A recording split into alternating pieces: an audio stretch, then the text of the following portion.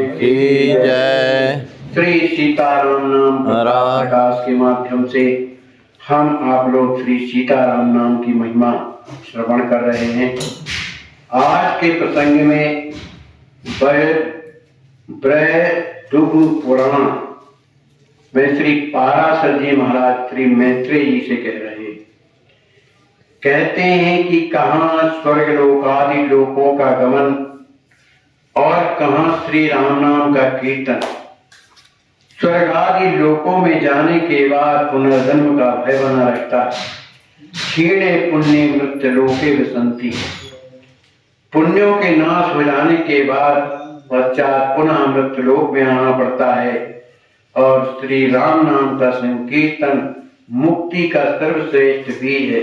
अर्थात श्री राम नाम के संकीर्तन से मुक्ति की प्राप्ति होती है, जिसमें पुनरागमन का भय नहीं होता। कहते हैं पाराशर जी महाराज अपने शिष्यों को उपदेश करते हुए कहते हैं कि देखो,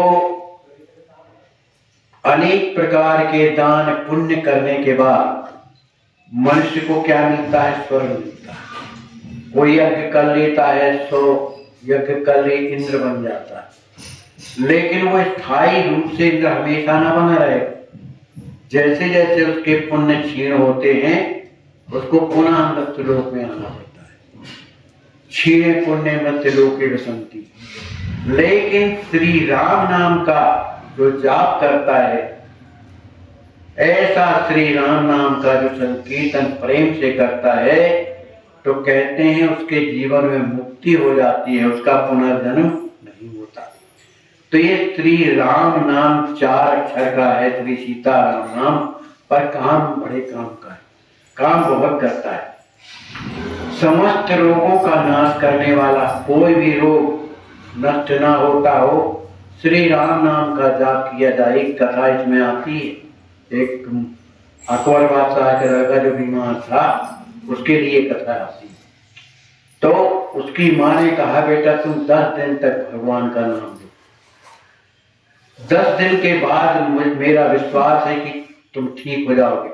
जबकि अकबर बादशाह ने अनेक प्रकार हकीम वैद्य सब कुछ करवाए, लेकिन बालक ठीक नहीं हुआ। रात दिन रोता रहता था, तड़पता रहता था। लेकिन उनकी माँ ने कहा, बेटा मुझे विश्वास है कि भगवान का नाम अगर तुम लगातार 10 दिन तक जपोगे तो निश्चित रूप से तुम्हारा ये रोग ठीक हो जाएगा, मेरा विश्वास है। वो माँ की बात को मान करके वो लड़का रात दिन सीताराम कहता।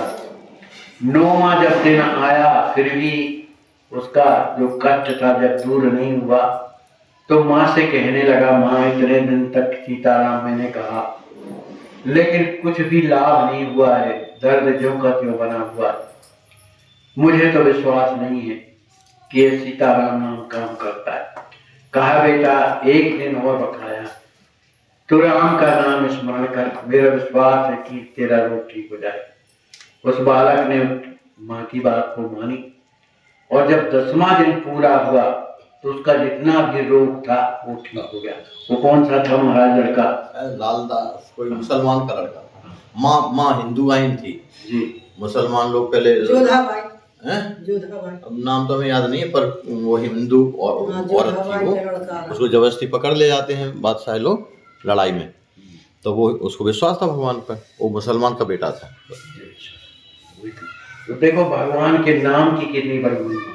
कोई अपने शरीर के लिए अगर राम नाम का प्रयोग करे, यद्यपि वो घाटे में, क्योंकि शरीर से संबंध है उसका, और जो कुछ नहीं चाहता केवल प्रेम से भगवान का नाम लेता है, तो उसका जन्म नहीं होता। ये तो बहुत बड़ी बात। तो कहते हैं समस्त रोगों का नाश करने वाला क्या है? श्री राम नाम।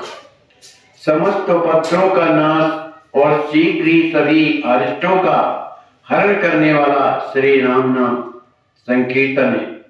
अर्थात श्री राम नाम के कीर्तन से शीघ्र ही सभी रोग, सभी उपद्रव और सभी अरिष्ट दूर हो जाते हैं। माने जो नुकसानदायक ग्रह भी हैं वे भी माने दूर हो जाते हैं। श्री राम नाम से श्रेष्ठ तत्व कहीं भी नहीं दिखाई देता। सभी लोकों में एवं सभी तंत्रों में कहीं भी श्री राम नाम के सदृश कोई तत्व नहीं दिखाई देता। माने इन महापुरुषों ने राम नाम का जाप करके और उन्होंने अपने जीवन में देखा है। पाराशर जी महाराजा कह रहे हैं ना अपने शिष्यों से, तो श्री राम नाम से बढ़कर के कोई तत्व नहीं है। कहते हैं जो साधक नित्य क्षण भर भी मधुर स्वर में राम राम ऐसा जप करता है, वह श्री राम नाम के प्रभाव से सभी सिद्धियों को प्राप्त कर लेता है। सब सिद्धियां है ना।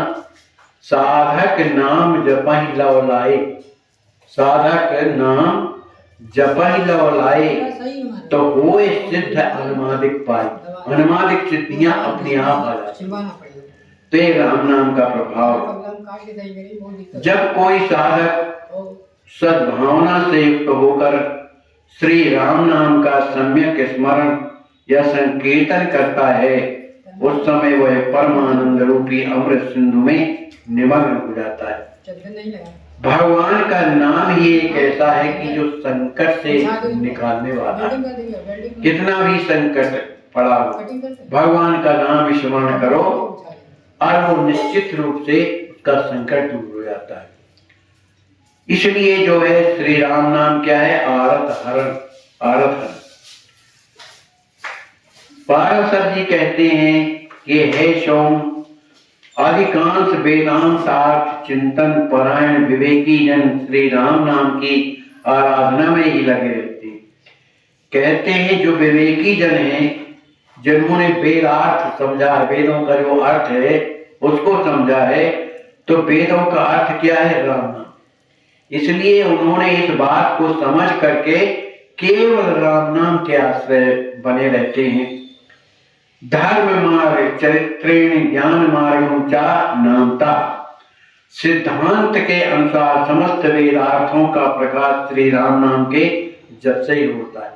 कोई निरंतर राम नाम जाप करता रहे तो जो वेद है उसके हृदय में अपने आप आ जाते हैं। कबीरदास जी महाराज कभी पढ़ने नहीं गए, लेकिन राम नाम के प्रभाव से हर ज्ञान उन्हें प्राप्त था।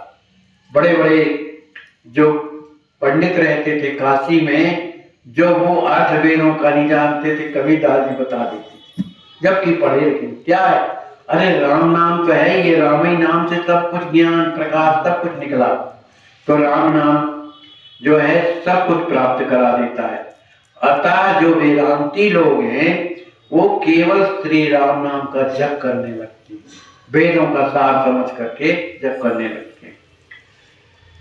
तभी तक महापापी हाथियों का मत दिखाई देता है, जब तक श्री राम नाम कीर्तन रूपी सिंह की ध्वनि सुनाई नहीं देती। श्री राम नाम के कीर्तन होते ही सभी महापाप दूर भाग जाते हैं। श्री राम नाम, राम देखने में सुनने में तो बड़ा हल्का है, लेकिन बड़े काम का। बड़े बड़े महापुरुषों ने ये बताया है कि भगवान शंकर जी ने रामायण सब कोट महा लिए महेश जी जान, पूरे वेद शास्त्रों का छानबीन करके उन्होंने दो ही अक्षर पकड़े कि सार क्या है? राम नाम। इसलिए पुन तुम राम राम दिन राति, सागर जपू आनंद आराती, रात दिन जाप करते हैं। तो राम नाम में अगर जिसका विश्वास हो गया, उसने समस्त क्या नाम से वेद पाठ कर लिया, समस्त तीर्थों का सेवन कर लिया, जितने भी पुण्य कार्य होते हैं सब उसने कर लिया। अरे गणेश जी महाराज को देख, उन्होंने राम नाम के भरोसे जगत पूज्य बन गए, है ना। तो राम नाम की जो महिमा समझ करके और अगर उनका जाप करता है तो वो कार्य सिद्धि जल्दी होती है। चाहे निर्विकार हो या सविकार हो, चाहे समस्त दोषों का खजाना हो, चाहे कैसा भी हो, यदि वह श्री सीताराम का कीर्तन करता है तो कीर्तन के प्रभाव से भगवान के धाम को अवश्य जाएगा।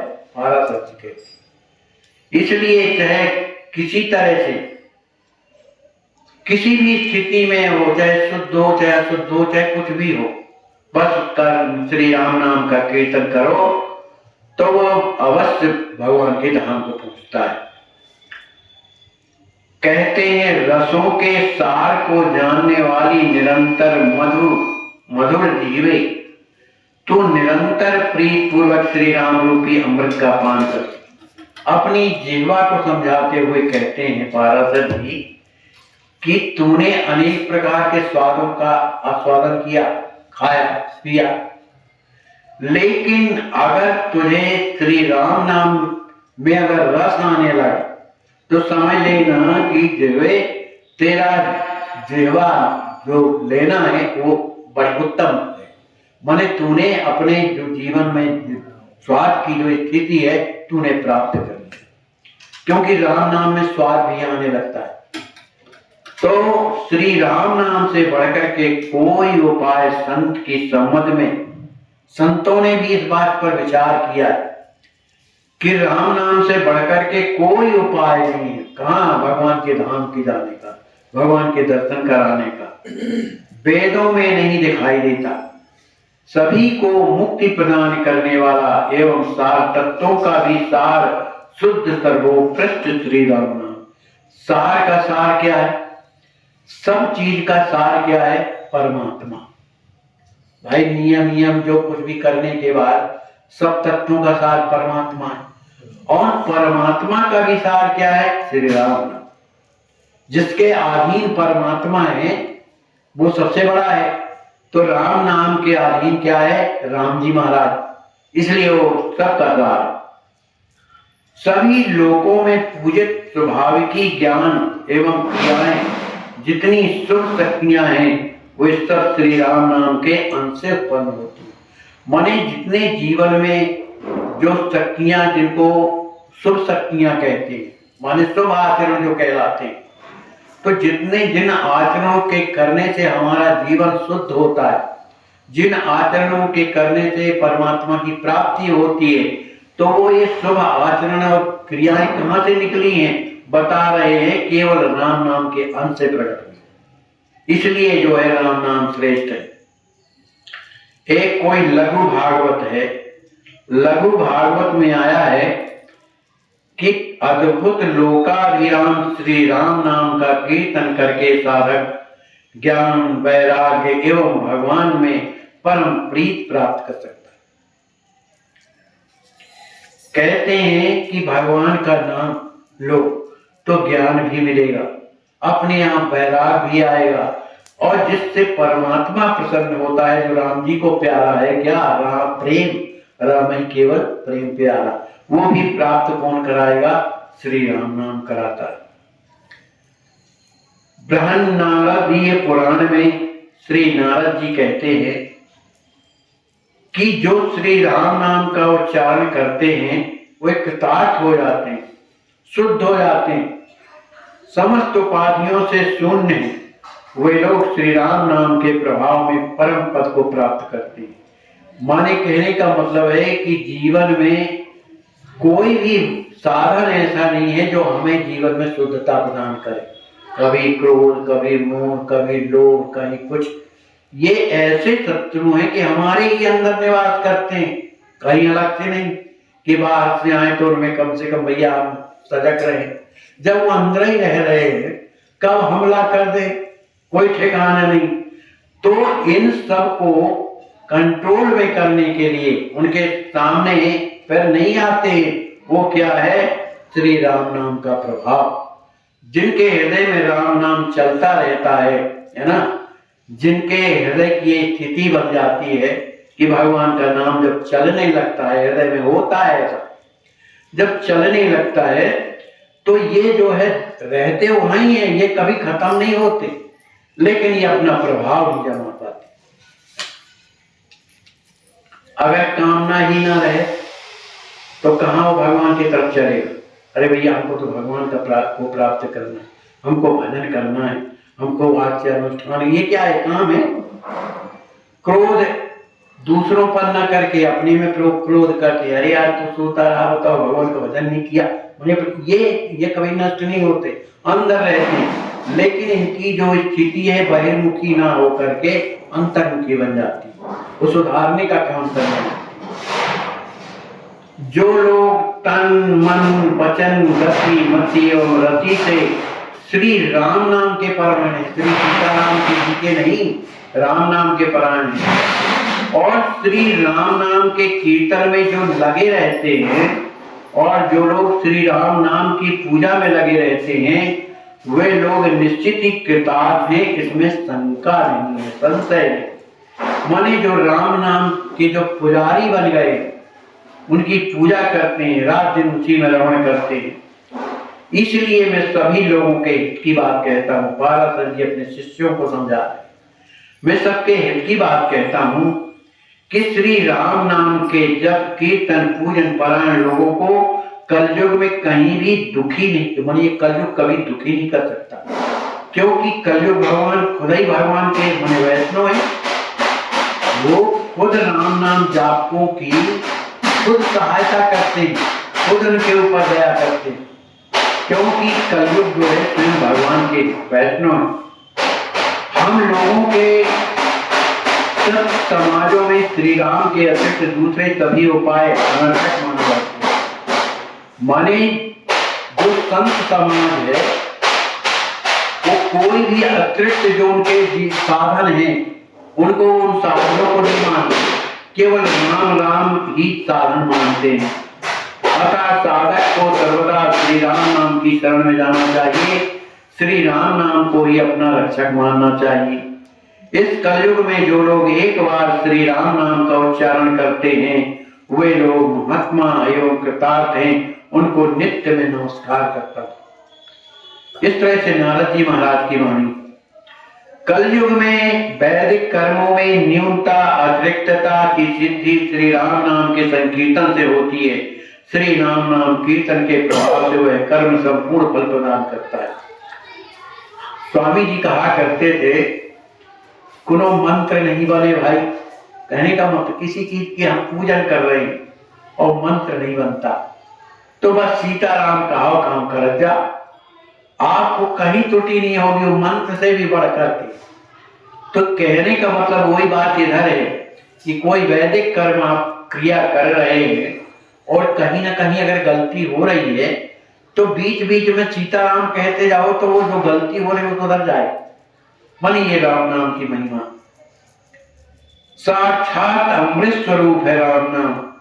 श्री सीताराम को जो सदा भक्ति पूर्वक जपते प्रेम से जपते हैं उनके लिए कोई वस्तु दुर्लभ नहीं है, सब सुलभ। राम कृपा कछु दुर्लभ नहीं। बोलिए श्री राम नाम महाराज की जय।